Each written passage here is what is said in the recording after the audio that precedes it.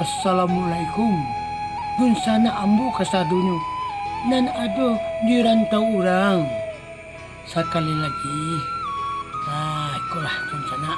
Kami dari Dana Minang. Yula rindu pulo dun sana. Nan di rantau. Jadi komen dun sana tentang lagu amu ngarato-rato. Alah kami buat satu request untuk dun sana nan jauh di rantau. Kok taraga ke kampung halaman.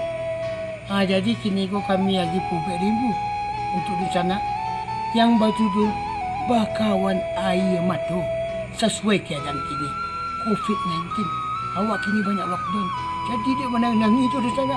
Jadilah lagu yang rancak Bakawan Air Mata. Jadi permintaan sana adalah Hambo Panwi yang berjudul Bakawan Air Mata. Jangan lupa rusna kesadonyo. Dan ada di rantau orang, tolong bantu puluh ambo. Subscribe 11 rumah. Itu akun ambo di sana. Jadi akun kau berdirinya dia support rekan-rekan ambo sebagai seniman.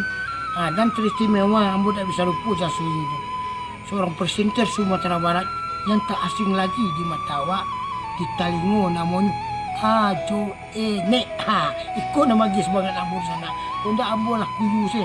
Lama leh, kasih tak jalan. Rekaman suara tak jalan.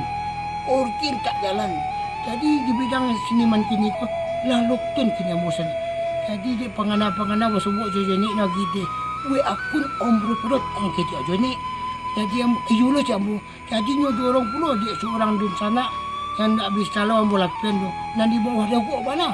Namanya Epi Perdana. Jadi kami berkolaborasi lah juga melakukan konten kok. Jadilah sebuah akun baru launching seminggu di sana. Jadi di sana tolong kami nan ada di kampung. Kami doakan di sana nan di rantau. Jadi kita saling silaturahmi bertamu di dalam lagu. Okey di sana kok banyak kecil tu banyak salah. Jadi sekali lagi kami dari kampung halaman Ranah Minang. Semoga di sana sehat-sehat saja walaupun dalam keadaan sulit ini masana. Kami baik itu puluh di kampung. Jadi akhir kata banyak maaf ada sekatunan salah. Wabillahi taufiq wal hidayah. Wassalamualaikum warahmatullahi wabarakatuh.